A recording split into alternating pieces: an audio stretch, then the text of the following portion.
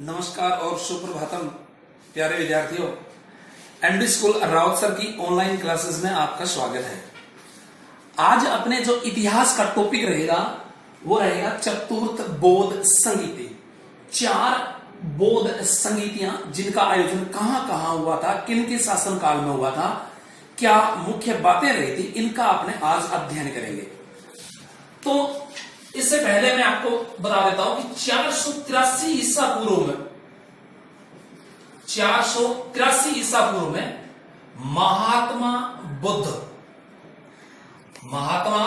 बुद्ध के परिनिर्वाण के बाद, या यूं कह सकते हो उनके निधन के बाद, बौद्ध धर्म का ज्यादा से ज्यादा प्रचार प्रसार हो, बौद्ध धर्म के ज्यादा से ज्यादा अनुयायी हो, इसलिए इन संगीतियों का आयोजन जो है वो किया गया था। तो सबसे पहले अपने चर्चा करेंगे क्रम संख्या। क्रम संख्या के बाद आएगा काल, काल के बाद आएगा स्थान, स्थान के बाद आएगा शासक, शासक के बाद आएगा अध्यक्ष, अध्यक्ष। क्रम संख्या, काल, स्थान, शासक और अध्यक्ष। तो क्रम संख्या में सबसे पहले प्रथम बौद्ध संगीति, प्रथम बौद्ध संगीति, इनका जो समय रहा था 483 ईसा पूर्व। जगह राजगृह, राजगृह जो बिहार में स्थित सप्तपर्णी गुफा, अगर गुफा भी आ सकती है भी, कौन सी गुफा में इनका आयोजन किया गया था, तो वो थी सप्तपर्णी गुफा। यहां शासक की बात आती है तो राजगृह हो गया रावेपाकू, मसामो और अजात शत्रु, अजात शत्रु हर्यक वंश का शासक, हर्यक वंश का शासक। अध्यक्ष की बात करते हैं तो महाकश्यप, महाकश्यप, यानी प्रथम बौद्ध संगीति का आयोजन 483 ईसा पूर्व में राजगृह में आयोजन किया गया था।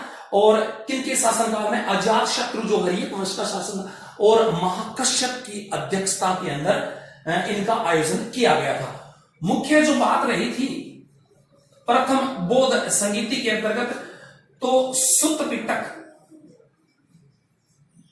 सुत्त पिटक और विनय पिटक, सुत्त पिटक और विनय पिटक, 2 पिटकों की रचना की गई थी। सुत्त पिटक जिसे बौद्ध धर्म का विश्वकोश या बौद्ध धर्म का एनसाइक्लोपीडिया जिसको कहा जाता है, सह सुत्त पिटक तो सह शिक्षाएं, यानी इसके अंतर्गत महात्मा बुद्ध की शिक्षाएं थी। विनय पिटक के अंदर बौद्ध धर्म व बौद्ध संघ के जो नियम थे वो सब इसके अंदर सम्मिलित थे। इन 2 पिटकों की रचना जो है वो प्रथम बौद्ध संगीति के अंतर्गत की गई थी। अब आता है द्वितीय बौद्ध संगीति। ये प्रथम, द्वितीय बौद्ध संगीति। द्वितीय बौद्ध संगीति का जो आयोजन है वो 383 ईसा पूर्व, यानी आफ्टर 100 ईयर्स, यानी इसके 100 वर्ष बाद 383 ईसा पूर्व के अंदर वैशाली के अंदर, वैशाली यूपी। शासक आए तो काला शोक, काला शोक जो शिशु नाग वंश का, शिशु नाग वंश से संबंधित शासक। और अध्यक्ष आए तो साबा कामी, इसको साबक मीर के नाम से भी जाना जाता है, साबा कामी। ये थी द्वितीय बौद्ध संगीति। बात मुख्य बिंदु पर अगर आपने लेके चलते हैं तो द्वितीय बौद्ध संगीति के अंदर बौद्ध संघ था, बौद्ध संघ था। ये 2 भागों में विभाजित हो गया था। बौद्ध संघ, प्रथम स्थिरवादी और द्वितीय महासंघिक। प्रथम स्थिरवादी, दूसरा था महासंघिक। ये दो बौद्ध संघ था, वो दो भागों के अंदर विभाजित हो गया था। स्थिरवादी है, इसको अपने थेरवादी के नाम से भी जाना जाता है। इसको स्थिरवादी के नाम से भी जानते हैं, या स्थाविर के नाम से भी जानते हैं। मुख्य रूप से अगर बात करते हैं तो यहां अपने इसको थेरवादी ही लेंगे। ये थेरवादी हो गया, ये महासंघिक हो गया। थेरवादी है वो महाकच्चायन के नेतृत्व के अंदर थेरवादी का विभाजन हुआ था। महासंघिक की बात आए तो महाकश्यप के नेतृत्व के अंदर यह संघ बना था। इनकी जो प्रधान पीठ रही थी वो रही थी कश्मीर में, और इनकी प्रधान पीठ थी वो थी मगध के अंदर।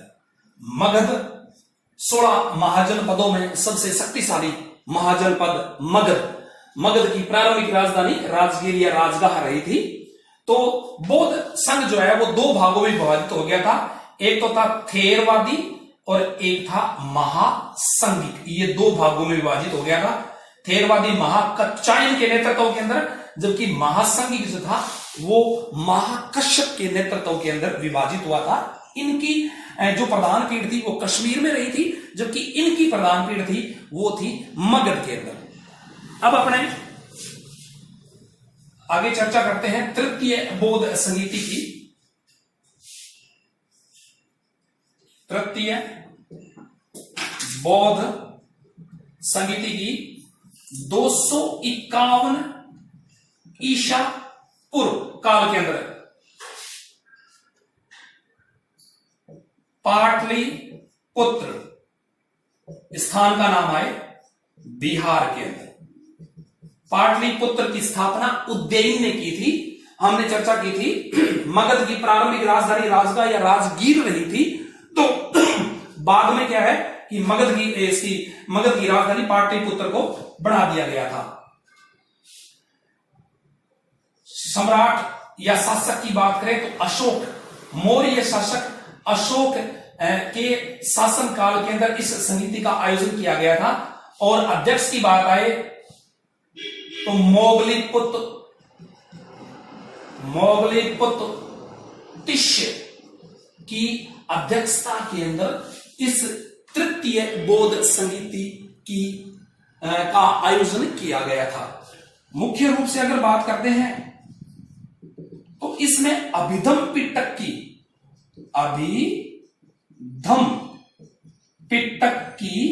रचना की, अभिधम पिटक की रचना की गई थी। दो पिटकों की रचना तो प्रारंभ में हो गई थी प्रथम बौद्ध संगीति में। तो यहां तृतीय बौद्ध संगीति के अंदर अभिधम पिटक की रचना सम्राट अशोक, मौर्य शासक अशोक के शासन काल में इनकी रचना की गई थी। अभिधम पिटक के अंदर सम्राट अशोक के जो दार्शनिक विचार थे वो सभी के सभी इस पिटक के अंदर संग्रहित है। अब इसके बाद अगर चर्चा करते हैं चतुर्थ बौद्ध संगीति की। चतुर्थ बौद्ध संगीति का जो आयोजन है वो था ईसा की प्रथम शताब्दी। ईसा की प्रथम शताब्दी। स्थान का नाम है तो कुंडलवन जो है वो कश्मीर के अंदर, यानी इस संगीति का आयोजन कश्मीर में हुआ था। शासक की बात आए तो कनिष्क कुषाण शासक, यानी यह कुषाण वंश से संबंधित था। इनके शासन काल के अंदर इस संगीति का आयोजन जो है वो किया गया था। और अगर अध्यक्ष की बात आए तो वसुमित्र की अध्यक्षता के अंदर इस चतुर्थ बौद्ध संगीति का आयोजन किया गया था। अब मुख्य अगर अपने बिंदु लेते हैं कि इस संगीति के दौरान मुख्य बात जो क्या हुई थी, तो यहां मैंने दूसरा नंबर 2, तो यहां 2 भागों में विभाजित हुआ था। क्या चीज? बौद्ध संघ, जबकि यहां बौद्ध धर्म 2 भागों में विभाजित हो गया था। बौद्ध धर्म जो है वो 2 भागों में विभाजित हो गया था, 2 भागों के अंदर। अब ये भाग, सबसे पहला भाग जो था वो था हीनयानी, यानी बौद्ध धर्म, या यूं कह सकते हो बौद्ध धर्म 2 संप्रदायों में विभाजित हो गया। बौद्ध धर्म 2 संप्रदायों में विभाजित हो गया था, हीनयान, महायान। हीनयान और महायान। हीनयानी थे वो महात्मा बुद्ध को महापुरुष के नाम से ही जानते थे, महापुरुष के नाम से ही वो उनको मानते थे, और उनके जो उपदेश थे, उनके उपदेशों का उन्होंने प्रचार प्रसार भी किया था, है ठीक है ना। और यहां कह सकते हो कि जो महायानी थे, ये महायानी जो थे वो महात्मा बुद्ध को बाद में मतलब एक अवतार पुरुष मान करके उनकी मूर्ति पूजा करने लगे थे। ये तो केवल महात्मा बुद्ध को ही महापुरुष मान करके ही मतलब उनकी पूजा अर्चना करते थे।